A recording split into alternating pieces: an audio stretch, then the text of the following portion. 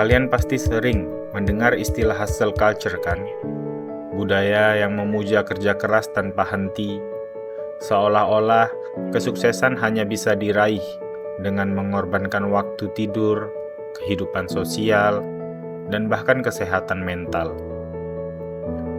Tapi tahukah kalian, generasi Z atau Gen Z justru menolak budaya ini. Mereka lebih memilih keseimbangan hidup dan lingkungan kerja yang sehat. Nah, di video kali ini, kita akan bahas tanda-tanda toxic work culture atau lingkungan kerja tidak sehat, dan bagaimana kita bisa memperbaikinya. Jadi simak baik-baik, karena ini penting untuk masa depan karir kalian.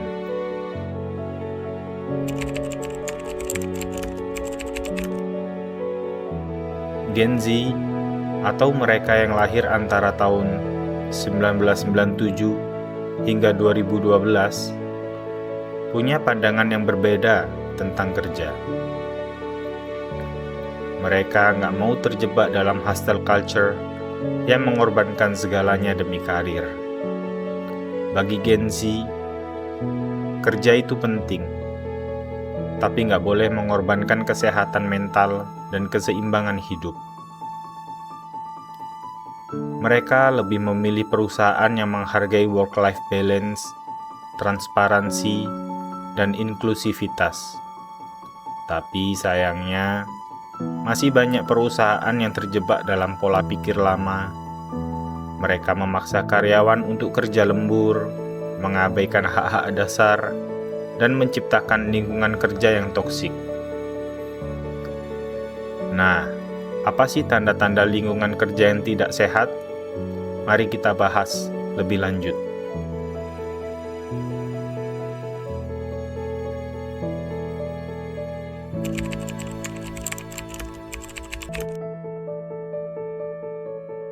Berdasarkan riset dari Workhuman, ada beberapa tanda jelas bahwa lingkungan kerja kalian itu toksik. Pertama, komunikasi yang buruk. Di perusahaan yang tidak sehat, informasi sering disembunyikan atau disampaikan secara tidak jelas. Ini bikin karyawan merasa tidak dihargai dan bingung tentang apa yang sebenarnya diharapkan dari mereka. Kedua, tidak ada apresiasi. Bayangkan, kalian sudah kerja keras, tapi nggak pernah dapat apresiasi atau bahkan dianggap biasa aja. Ini bikin motivasi kerja turun drastis. Ketiga, manajemen yang buruk.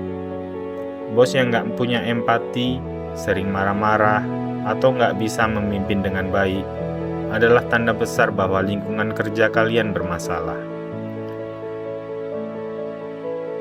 Keempat, tidak ada work-life balance. Kalau perusahaan terus memaksa kalian kerja lembur tanpa kompensasi yang jelas, itu adalah tanda bahwa mereka nggak peduli dengan kesejahteraan karyawan. Kelima, diskriminasi dan bullying. Lingkungan kerja yang sehat seharusnya aman dan inklusif. Kalau ada diskriminasi atau bullying, itu adalah tanda bahwa perusahaan tersebut tidak layak untuk dipertahankan.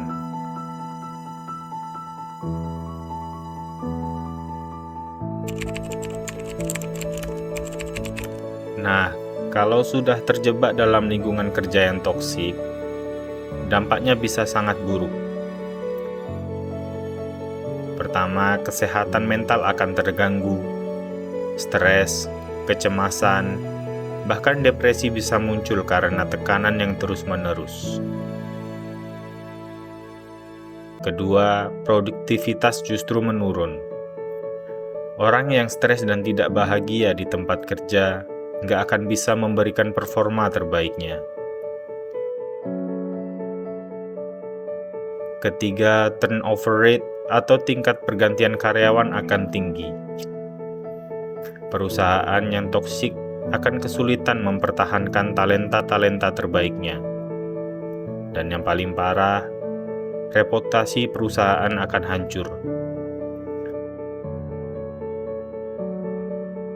Di era media sosial kayak sekarang, cerita buruk tentang perusahaan bisa menyebar dengan cepat, dan ini akan mempengaruhi kemampuan mereka untuk menarik karyawan baru.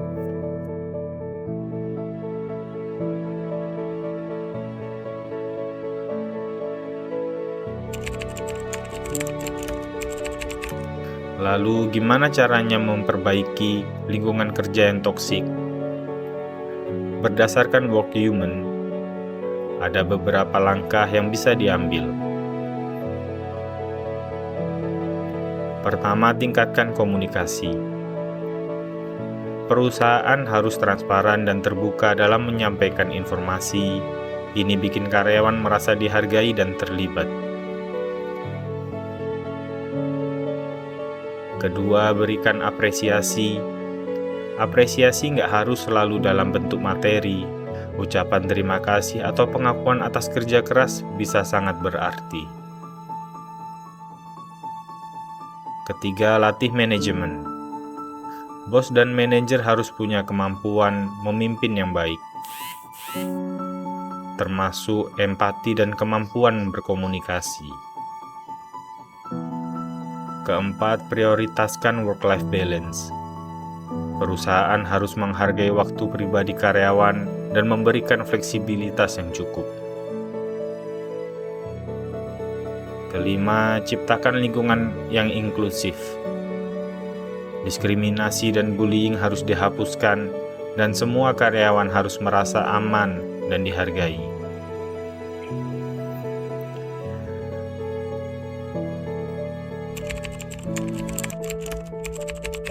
Tetapi realitanya, nggak semua perusahaan mau berubah. Masih banyak yang terjebak dalam pola pikir lama, di mana karyawan dianggap sebagai mesin yang harus terus bekerja tanpa henti. Ini adalah masalah besar, terutama di era di mana kesehatan mental dan keseimbangan hidup semakin dihargai. Gen Z, dengan keberanian dan idealismenya, punya peran besar dalam mendorong perubahan ini. Mereka nggak mau terjebak dalam lingkungan kerja yang toksik, dan mereka nggak takut untuk speak up. Ini adalah langkah besar menuju dunia kerja yang lebih manusiawi.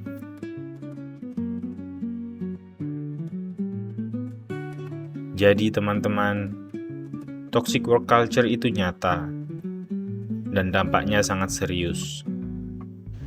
Tapi dengan kesadaran dan upaya bersama, kita bisa menciptakan lingkungan kerja yang lebih sehat dan manusiawi. Bagi kalian yang masih terjebak dalam lingkungan kerja toksik, jangan takut untuk mencari solusi atau bahkan pindah ke tempat yang lebih baik.